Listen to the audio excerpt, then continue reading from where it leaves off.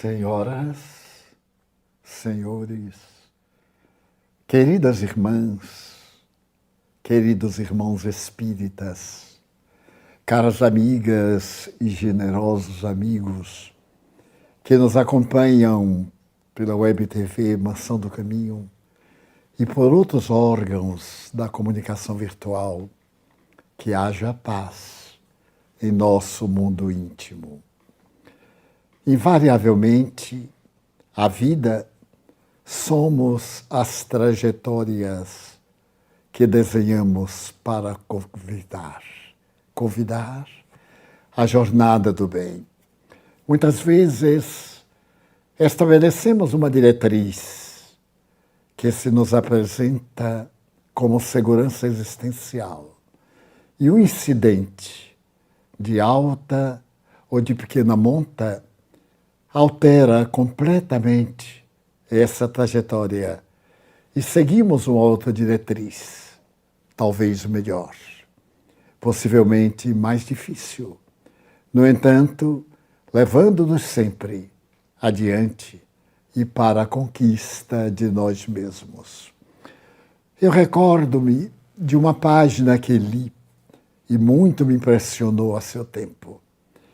Trata-se de uma obra que foi escrita na França por um notável religioso holandês. O livro Estes Dias Tumultuosos. Até parecem os nossos dias. O autor, um protestante chamado Pierre Van Passen. Ele era de origem judaico-holandesa e escreve este livro em Paris, logo depois da Segunda Guerra Mundial. E isto me impressiona porque o tempo mudou de condição, mas circunstâncias e acontecimentos permanecem semelhantes, com ligeiras variações, porque dependem da criatura humana. E nós preferimos ainda os embates ao invés da esperança, as lutas chãs, em sentido contrário à elevação do ser. Pierre Van Passen era um notável autor protestante e que abandonou a Holanda quando começaram as perseguições aos judeus. Primeiro, ele foi morar na Inglaterra. Por fim, em Paris, onde estava agora assim que veio a paz, em 1945. E ele tinha um hábito muito peculiar. Havia aberto uma igreja na região pobre do Bas-Fonds, isto é, na margem esquerda do rio Sena. Ali, ele encontrou o material humano de que necessitava para poder falar de redenção, de dignidade, de alegria de viver, mesmo depois de uma guerra calamitosa, como foi essa de 1939, 1945. O que mais me impressionou, e eu irei narrar com a minha própria emoção, as minhas palavras, utilizando-me, é óbvio, do fato verdadeiro que ele anota no seu livro. Tinha por hábito retornar à sua casa no subúrbio de Paris, invariavelmente no último trem, porque no dia seguinte ele se dedicava durante as horas diurnas para remendar roupas, organizar os sermões, cuidar das atividades da sua religião. E como a França estava ainda em um processo terrível de economia, inclusive de gasolina, veículos movidos a animais e a outras substâncias estavam nas ruas de Paris e de todo o país. Ele, então, optava pelo último trem para poder chegar em casa. E levava para casa aquelas roupas que lhe eram dadas, os objetos que poderia transformar em utilidade. E mais ou menos no mês de novembro, já aproximadamente o mês abençoado de dezembro, ele pegou o trem como de costume. E quando saltou na estação terminal, onde residia, ele percebeu algo peculiar. Nevava, o que não é muito comum em Paris. Mas ele percebeu que a noite estava muito fria e podia ver a distância, desde os trilhos do bonde até a saída, onde uma carruagem o esperava para levá-lo à residência. A neve caído em flocos de algodão. Ele foi andando, carregando o embrulho, e sentiu algo peculiar. Era como se estivesse sendo seguido.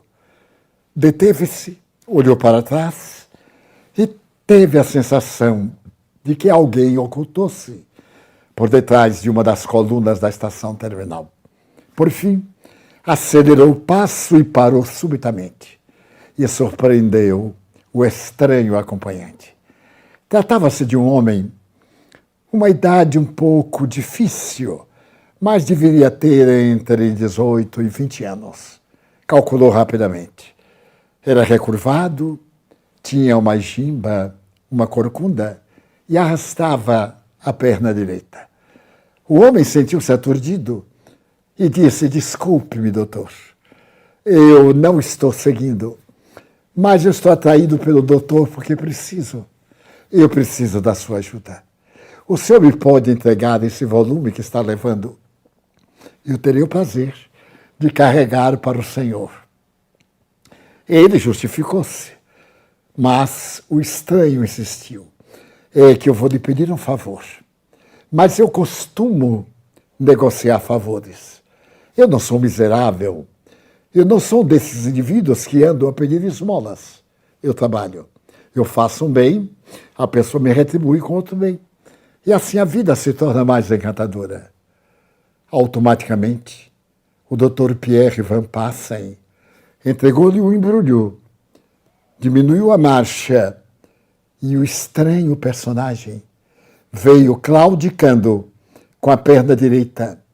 A cabeça parecia um pouco disforme, bamboleando acima dos ombros.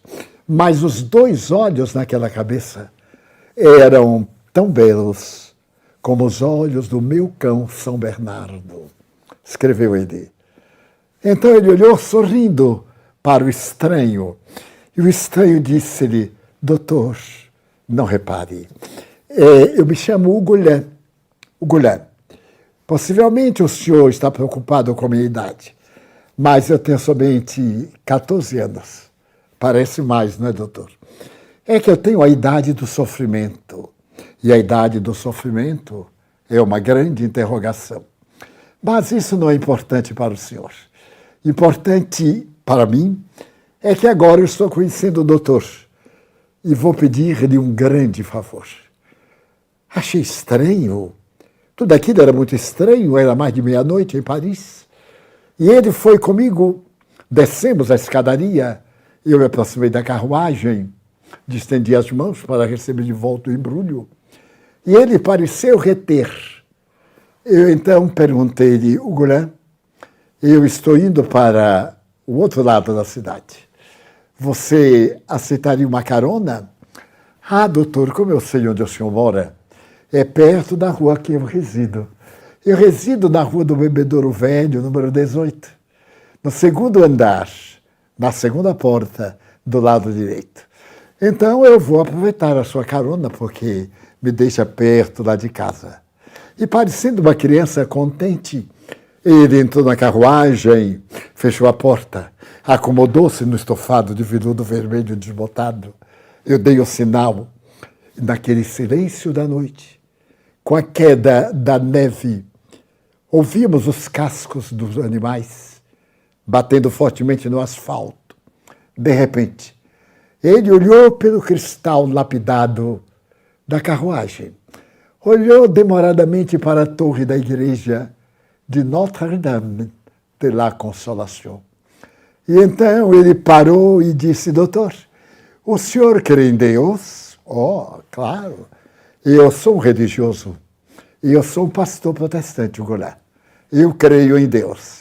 Bem, se o senhor crê em Deus, crê na Mãe de Deus, ou na Mãe de Jesus, conforme a religião.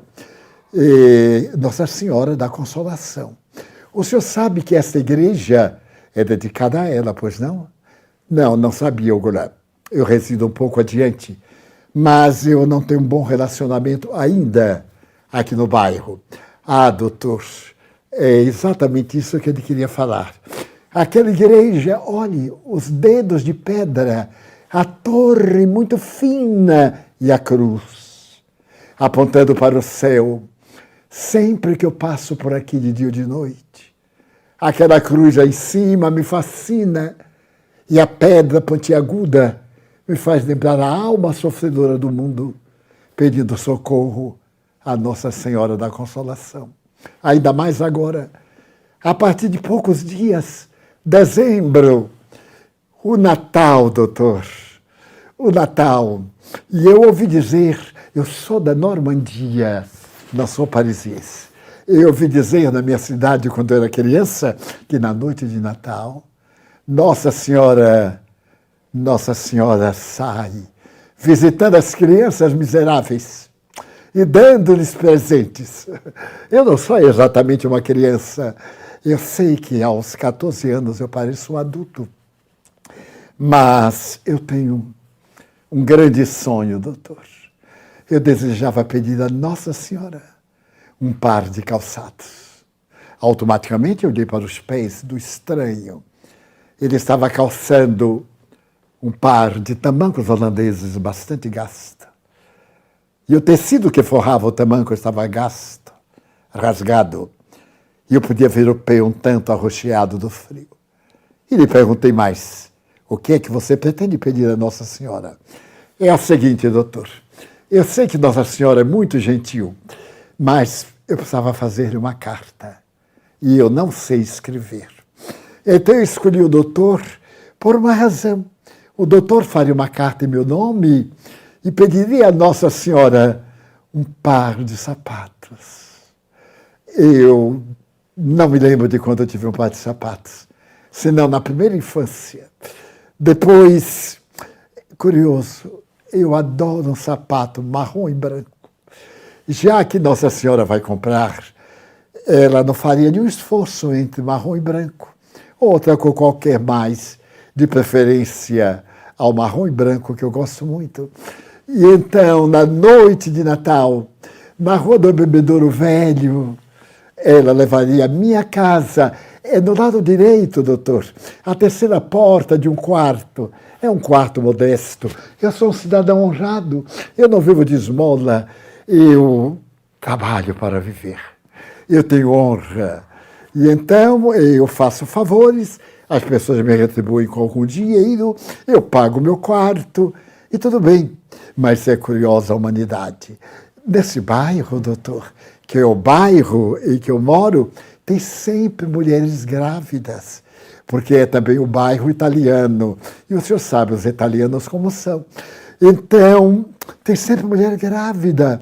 E eu me deito muito tarde e me levanto muito cedo, porque os italianos têm suas ideias. Quando alguma grávida me vê, gritam, saia daqui, monstro! Um monstro! Minha criança vai nascer deformada? Eu não posso ver pessoas... Eu acho graça. Elas não sabem que não é por querer que eu sou deformado. E então, para que não nasça nenhuma criança deformada, eu evito aparecer de dia. Saio muito cedo, vou trabalhar, vou fazer favores, receber favores. E chego muito tarde com as migalhas que eu consigo durante o dia. Então, eu gosto de pedir ao doutor para fazer uma carta Notre-Dame de la Consolação e dizer assim, meu nome é Hugo Lin. Eu não tenho ninguém, senhora, ninguém. Eu gostaria de lhe pedir um presente de Natal, uma homenagem sua ao seu filho Jesus. Eu queria lhe pedir um par de sapatos, marrom e branco. Será? Então eu lhe perguntei, mas ela necessita saber o número do seu pé. Doutor, é muito engraçado. Todo mundo tem um pé maior do que o outro, você sabia? Eu sou diferente. Eu tenho um pé menor do que o outro. Todo mundo tem o pé direito maior. E eu tenho o pé direito 42. E o pé esquerdo 41. Eu digo isso para que ela não se engane. Porque se trouxer 41, não me serve total. Se me trouxer 42, é demasiado. Então, aí eu fiquei embaraçado, tinha que comprar 2 pares de sapato. Sorri para ele e disse o Goulart, será que Nossa Senhora vai conseguir? Vai. Ele é a mãe de Jesus Cristo e ele faz tudo o que ela quer. Então, anote, doutor, 42, o pé direito, 41, o pé esquerdo. E ele ficou olhando a torre da igreja enquanto dobrávamos numa das curvas do nosso bairro de ruas muito apertadas e calçadas.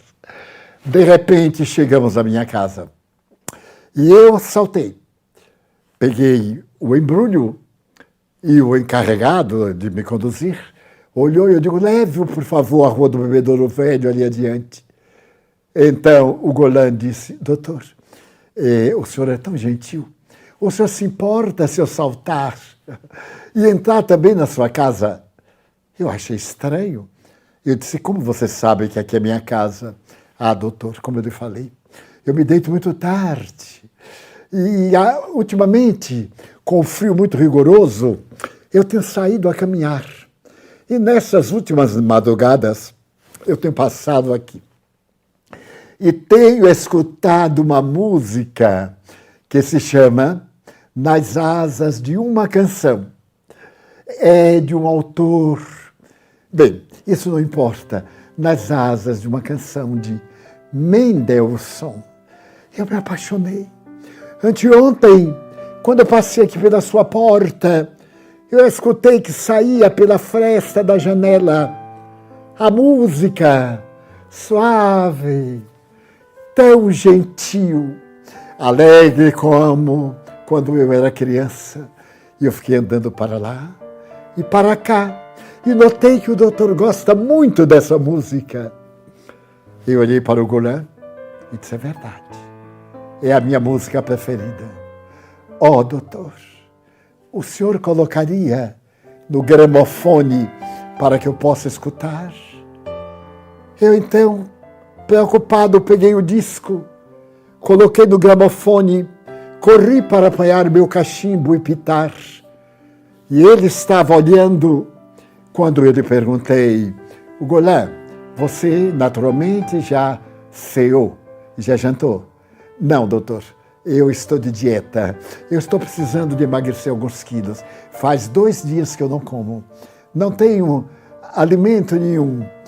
Então, eu achei que ao som suave de Nas Asas de uma Canção, trazer para ele leite quente, um sanduíche de queijo e uma bengala de pão muito bem trabalhado. Ele olhou, ficou olhando e disse, o doutor não vai comer nada? Não, Goulart, eu já jantei em Paris. E ele comeu com uma velocidade imensa, comeu, balançou-se. E eu disse, o Goulart, você aceitaria mais uma dose? Oh, doutor, o senhor é tão gentil, mas já que o doutor insiste, eu vou aceitar. Eu coloquei outra baguete e preparei o queijo, preparei o leite. E a música continuava no ar. A música de Mendelssohn. Esse homem que fascinava a nossa geração. E ele comia, parava para escutar a música e sorria. Levantou-se, encostou numa coluna. E enquanto olhava o meu pequeno jardim de inverno, a música enchia de melodia suave o porão da minha casa. De repente, ele pareceu acordar. E disse, até amanhã, doutor, e saiu correndo. E eu não tive tempo de saber mais nada sobre o Goulart. O que eu posso dizer é que ele me impressionou profundamente. E no dia seguinte, eu tive o cuidado de pegar um outro volume para ele poder me fazer o favor e eu retribuir com outro leite e outra baguete. E quando eu saltei na estação terminal, eu olhei e estava deserta. Nevava lá fora. Eu fui andando. De repente saiu de trás, deu uma coluna, o Golem, arrastando a perna direita, e disse: choquei o meu doutor. E eu sei que o senhor é muito gentil. O senhor pode me dar uma carona até sua casa? Foi tão interessante. Como a vida é peculiar. O Golem sentou-se ao meu lado e perguntou: o doutor já fez a carta à Notre-Dame de la Consolation? Sim, o Golem. Ele pediu o sapato marrom e branco, 42, 41? Sim, o Golem. Oh, então esses trapos vão ceder lugar ao sapato novo na noite de Natal. E botou o endereço direito. É o terceiro quarto. Eu tive cuidado, Golem. Chegamos, saltamos, descemos ao porão. Eu fui pegar o meu cachimbo e ele ficou me olhando. Disse: já que eu fiz o favor de carregar o embrulho para o doutor, eu tenho a impressão que o doutor, que é muito educado, vai retribuir o favor que eu lhe fiz, oferecendo-me naturalmente uma baguete, um sanduíche, doutor. Apenas um. Eu estou satisfeito desde ontem. Ficamos amigos. Toda noite o Golem me esperava. Tornamos-nos amigos. Chegou dezembro. As bolas de aljofre coloridas, as ruas da Rive Gauche, a rua direita do Sena, as músicas de Natal.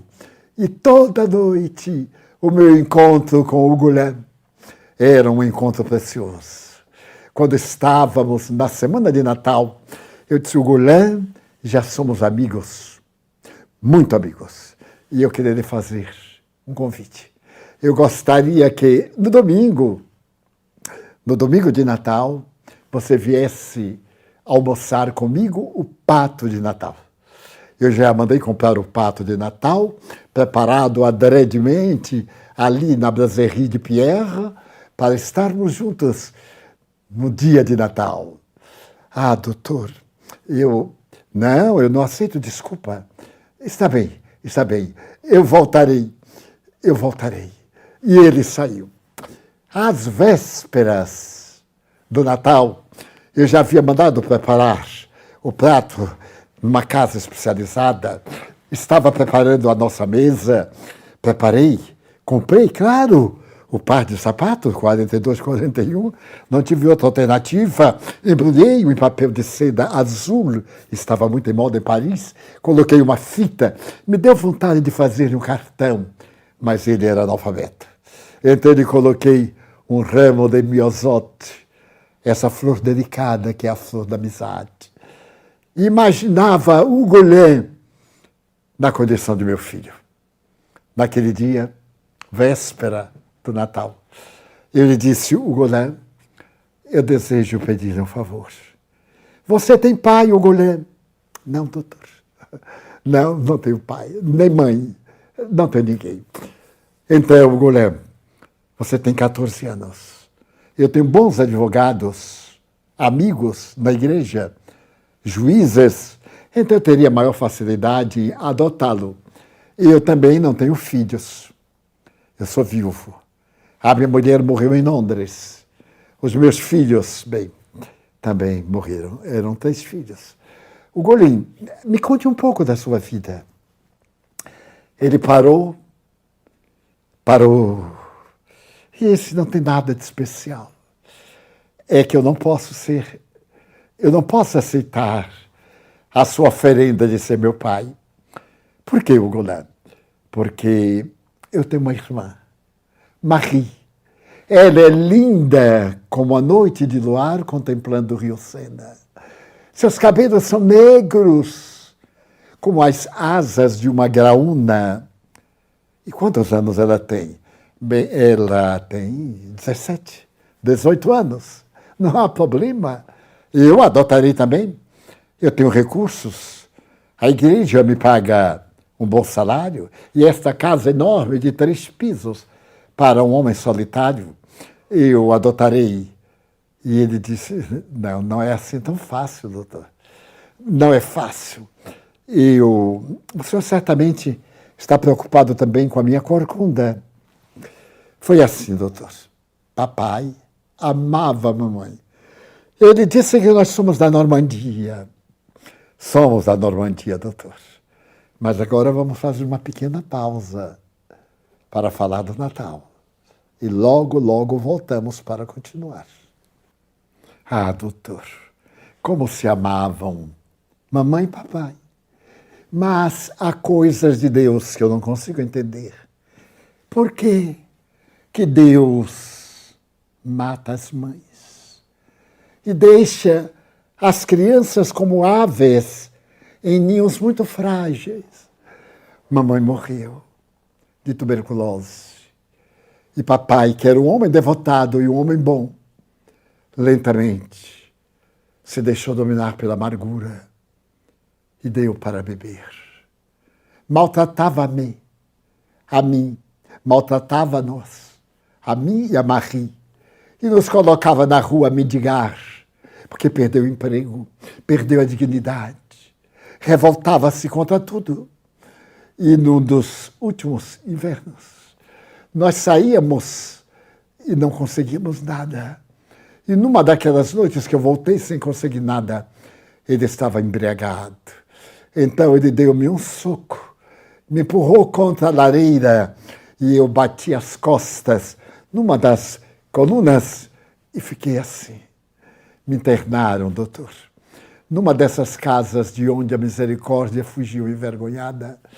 E ali eu fiquei da miséria dos desolados. Fiquei assim, não podia fazer nada.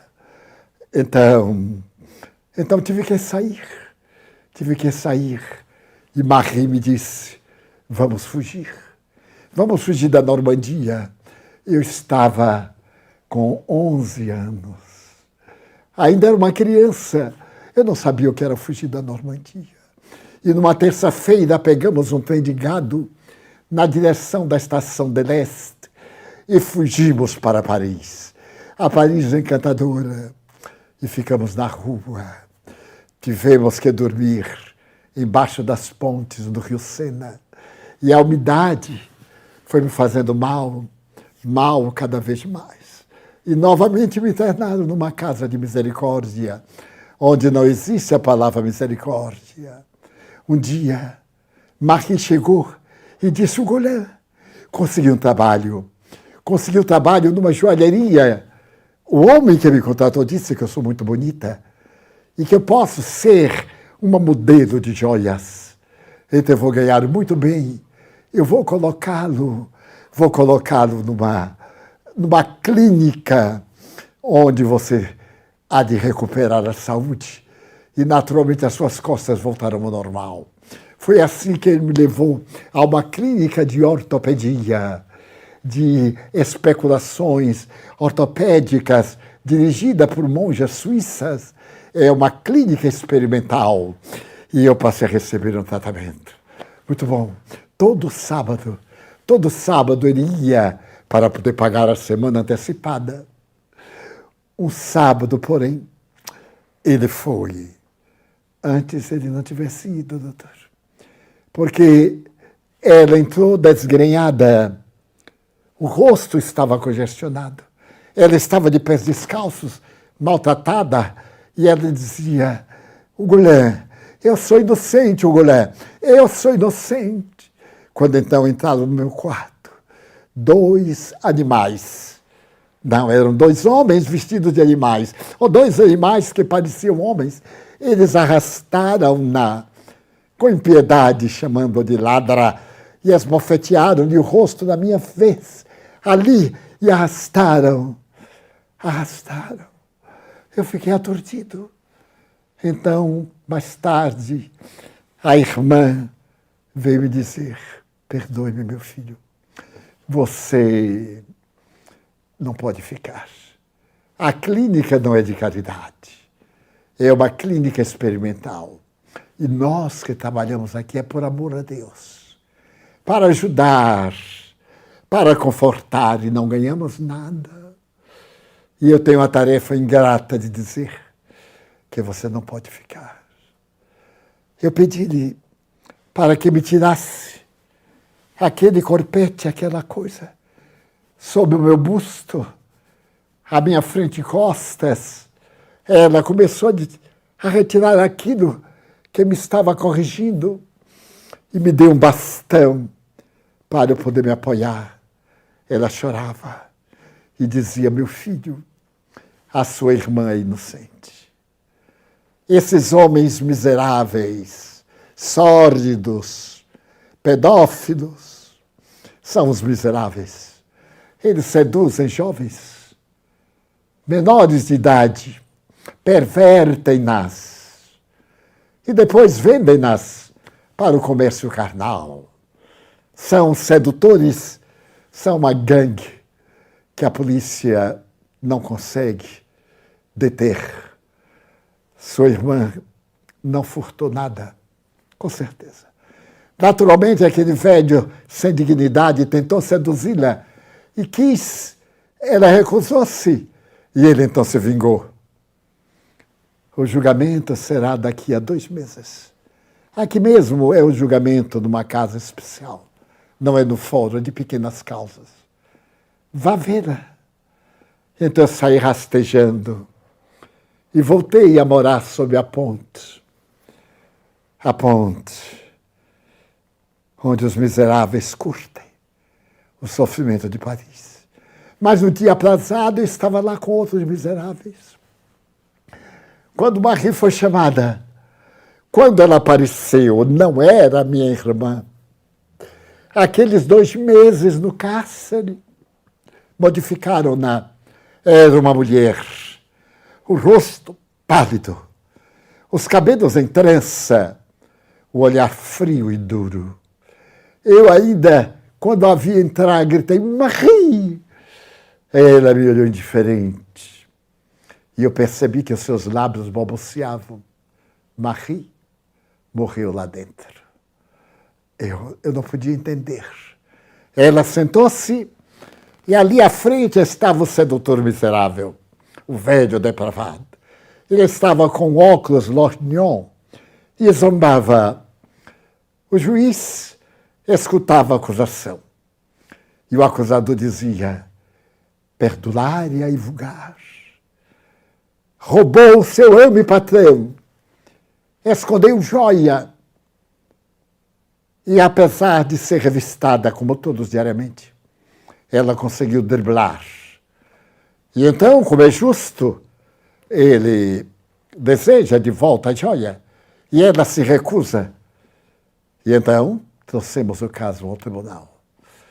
O defensor era um jovem advogado sem experiência. Ele disse algumas palavras que ninguém deu importância. A causa dela não valia nada. E o juiz, que fumava, desobedecendo a lei, ali no lugar, batia a massa, a cinza, e tomando do martelo bateu. 2 anos de prisão, na prisão de mulheres, na Conciergerie, onde esteve Maria Antonieta, aqui no Palácio da Justiça. Marie não disse uma palavra. E o miserável sorriu, olhou para ela, e ela foi empurrada por os guardas. 2 anos, por um crime que não cometeu. Mas ao passar os 2 anos, eu fui para a porta de bronze da prisão e vi quando ela saiu. Eu arranquei no Louvre algumas flores e trouxe para ela. Quando me aproximei, ela disse: Goulin, Marie morreu. Mas como, Marie? Você é Marie? Não. Eu sou a sombra, já que não quis ser uma pessoa honrada. Eu me vingarei. Eu terei a oportunidade de vingar-me. E foi assim. Eu não a vi. Ela pegou um carro, havia um proxeneta Levou-a. E dias depois, através de amigos miseráveis, eu soube que ela ia ser leiloada. É assim. A primeira noite num hotel, ela estava muito bem vestida. Depois desce para uma pensão. Depois para uma casa comum. A escada da miséria não tem último degrau. E aquele que cai em desgraça pública nunca desce ao degrau inferior. E eu fui no dia do leilão e a vi. Eu mandei pedir que ela aparecesse para eu vê-la. E ela apareceu com penhoar transparente. E do alto ela me disse na rua: fuja, Ugolã. Nós somos natimortos. Nós não valemos nada, Ugolã. Não há lugar para nós, os miseráveis. Foi assim. E ela foi descendo. Hoje ela mora em La Rue des Fleurs, ali, em Saint-Michel. Então ela é, doutor. Ela é uma dama da noite. Mas ela está tão desfigurada. Não parece ser tão jovem. Ela se mascara para vender o que resta do corpo, doente. Eu somente a vejo longe. Eu tenho que esperar até que ela morra, para que eu morra também. É o que a sociedade faz de nós, os miseráveis. O Ugolã, não, doutor, eu não posso aceitar. Então eu peguei aquele homem destroçado, aquela criança de 14 anos que parecia ter mais, e disse: Ugolã, você não conhece também a minha história? Todo mundo tem história, Ugolã. Quando eu fugi da Holanda, porque sou judeu, eu trouxe meus filhos e minha mulher. E quando eu estava chegando a Londres, meu filho fazia 18 anos. Então, ele foi convocado pelo rei e partiu para a guerra. No inverno passado, eu recebi um telegrama de Sua Majestade Real. A Inglaterra agradece a vida de seu filho em prol da liberdade humana. Era um telegrama. Havia algumas coisas que pertenceram a meu filho. Uma carta que ele estava me escrevendo. Uma corrente com uma medalha e o seu número. Eu fui ler a carta que estava suja de lama. Ele estava no front escrevendo: papai. Por que, papai? Porque eu tenho que matar o rapaz que está do outro lado. Porque um louco disse que ele é meu inimigo. Há pouco ele era meu colega na Universidade de Londres. Mas aquele psicopata alemão disse que nós somos inimigos. E eu tenho que o matar, senão ele me matará. Você me ensinou a amar, papai. Como é que eu posso? Você me ensinou, Pai nosso, que estais nos céus. Santificado seja o vosso nome. Perdoai. A carta estava suja de sangue, porque um projétil caiu perto e um pedaço do aço da bomba arrebentou o crânio de meu filho e o matou. Então, até hoje eu pergunto, por que existe a guerra? Allan Kardec estudou o grande problema da guerra na questão que fala da lei de destruição. Por que que existe a guerra? Perguntou o codificador do Espiritismo. E os Espíritos responderam: por predominância da natureza animal sobre a natureza espiritual do homem e prevalência das paixões. É o nosso egoísmo, são as nossas paixões. Mas isso não é tudo. Quando começaram a cair sobre Londres as bombas voadoras de Von Braun, Eu voltava uma madrugada para casa no campo, quando ouvi o sibilar da bomba no ar. Joguei-me no chão e a bomba caiu sobre a minha casa. A terra tremeu. E quando me levantei só havia escombros, fumaça e labaredas. Ali morreram minha mulher e minhas filhas. Então morreram também as minhas expectativas de vida. A guerra terminou. Eu não podia ficar em Londres. Transferi-me para Paris para ajudar os sem teto, sem lar, sem vida, sem dignidade. Não tenho ninguém, Ugolã. Aceite ser meu filho. Eu vou pensar.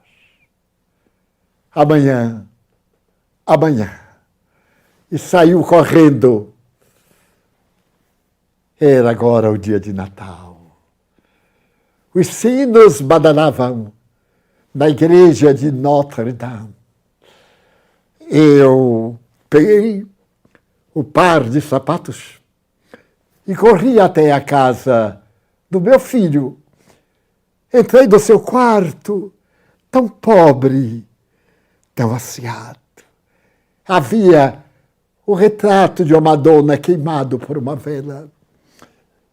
Havia a cama, o colchão sobre tábuas em caixotes, um tapete de trapos e um retrato de Jesus. Aí eu me ajoelhei e coloquei o presente de Jesus para meu filho. E disse: amanhã estaremos almoçando no dia do Natal. Corri para casa. No dia seguinte, que era o Natal, eu levantei-me cedo e fui até a tabacaria do Pierre para comprar tabaco para o meu cachimbo. Mas Pierre estava descendo a porta e disse: não sabe, doutor? Não sei. O frei, o abade de La Roudère, declarou dia santo. Então todas as casas estão fechadas por causa do crime. Mas um crime? Perguntei no dia de Natal. Sim, com aquele aleijado, quer dizer, aquele doente que é seu amigo, o Golã? Sim, ele morreu. Mas o Golã morreu? Como? Eu não sei. É a notícia, vai saber do padre da igreja. Eu saí correndo, atravessei a praça, entrei na igreja de Notre-Dame de la Consolação. E chegando na sacristia, eu vi aquele homem de 75 anos. Um homem de postura ética. Ele caminhava com as mãos para trás, na sacristia. Eu me aproximei e disse-lhe: abade, eu sou o Dr. Pierre Van Passen. Eu sou pastor. E venho aqui porque eu soube que o meu amigo, o Golã, um rapaz que tem um problema na perna, morreu. E eu desejava saber. Ele é seu amigo? Sim. Não é. Os miseráveis não têm amigos, ou você não sabe. Eu também pensava que era meu amigo. Mas ele morreu. Ele suicidou-se. Mas como? Ele jamais faria uma coisa dessa? Sim. Mas ele fez.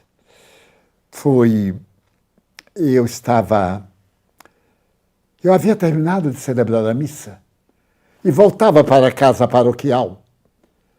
Então, quando eu passava aqui no parque, eu vi uma roda, uma ciranda de rapazes alegres e moças que cantavam em volta de um poste. Chutavam o poste e gargalhavam. Juventude. Mas, de repente, com esses ouvidos acostumados a escutarem confissões, eu percebi alguém que chorava. Me aproximei, era um homem desnudo, as roupas no chão, amarrado ao poste, e todos passavam e batiam nele, golpeavam-lhe o rosto, diziam palavras vulgares, e ele chorava. Então eu me voltei para aqueles vândalos, ergui os cordões de São Francisco, ameaçadoramente expulsei-os, desamarrei o pobre que caiu, vesti-lhe a roupa em pedaços, carreguei-o nos meus braços fortes, trouxe até aqui a igreja. Ele, então, carregado, me perguntou com a voz roufanha: Padre, é verdade que Jesus nasceu? É, meu filho. E nasceu para os miseráveis? Foi, meu filho. É mentira, Padre. Nunca houve Jesus. É mentira. É o Jesus das ilusões. Não diga isso. Não blasfeme. Padre, por que me batem em mim? Por que me chamam de aleijado e corcunda? Por que me apedrejam e surram? Eu não tenho culpa. Por que, Padre? Não sei, meu filho. Não sei. Não blasfeme. Ele calou a boca.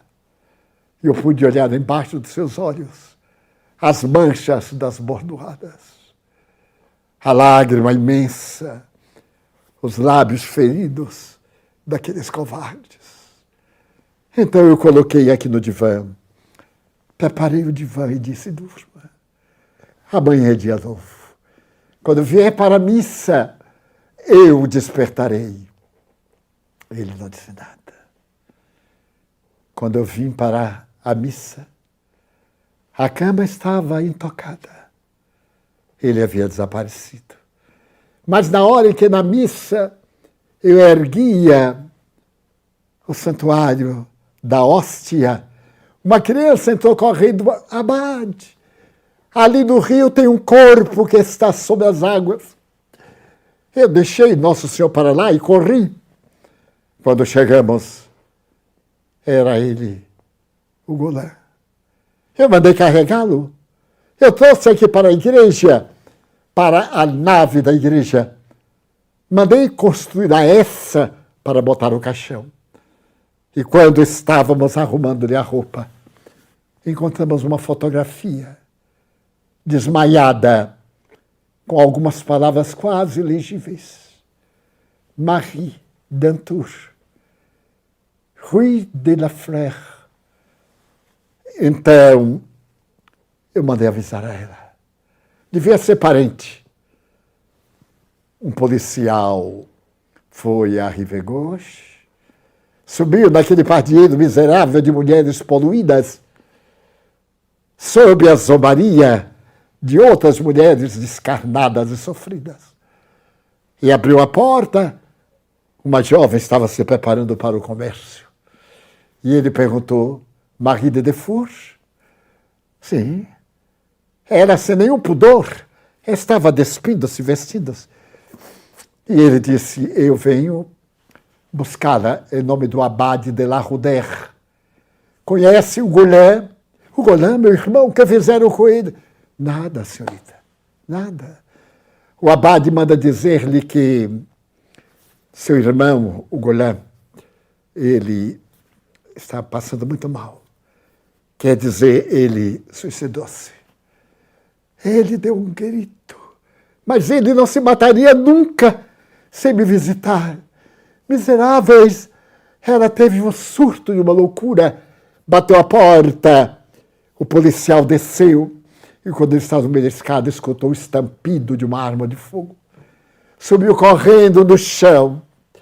Estava o cadáver da jovem com um tiro na fronte. Eu mandei buscá-la. Preparei também o lugar para botar o seu caixão. E às 3h eu farei um sermão para poder sepultá-la. Às 3h. Eu fiquei estarrecido. Como se pode fazer isso numa noite de Natal? Às 3h, a igreja estava lotada.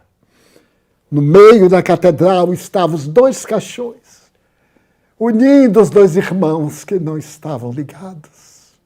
Agora iam ficar ligados para sempre. A igreja não perdoa o suicida, mas eles não foram suicidas. Eles foram suicidados pela indiferença humana, daqueles que não têm compaixão. Nesse momento, apareceu Abade. Subiu até o púlpito e o órgão começou a tocar uma música profunda, a entrar na alma da natureza, uma música de Mozart. O coral cantava aquela música de saudade que não foi completada, porque aquele que havia contratado Mozart para essa música infinita que até hoje arranca lágrimas da humanidade. O coral cantava. E então o Abade levantou e disse: cristãos. A palavra foi uma chicotada. Quando eu morrer e me apresentar a Deus e Deus me perguntar: Abade de la Rudère, que fizeste das ovelhas que eu te confiei? Eu abaixarei a vista e não direi nada. Quando ele me perguntar pela segunda vez: Abade de la Rudère, que fizeste das ovelhas que eu te confiei?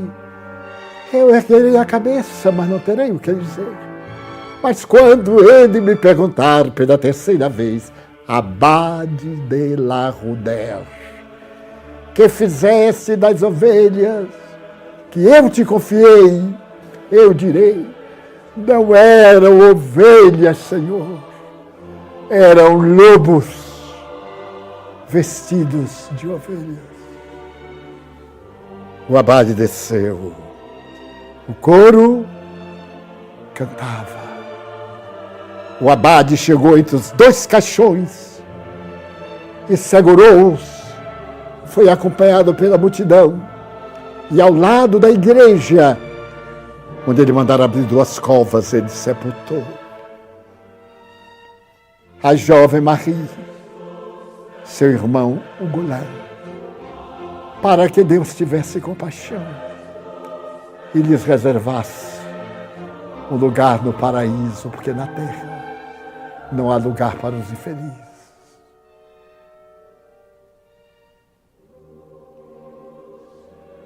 O pobre Ugolin é o exemplo da sociedade.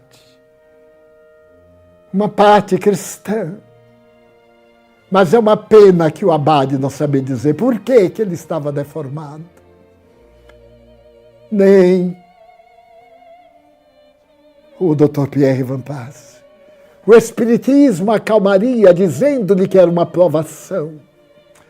A lei de reencarnação trouxe-o na terra para resgatar. Jesus mandou a doutrina da reencarnação para nos ensinar a sofrer e não permitir que o mal tome conta do mundo. É por isso que hoje, tu que sofres, não te desesperes, porque tudo passa. Tu que perdeste a alegria de viver, porque a Covid arrebatou a tua alma querida. Há uma razão justíssima, porque a vida continua. E enquanto ouças esta música, cantando as glórias da imortalidade, a vigilância do Senhor Jesus estará contigo.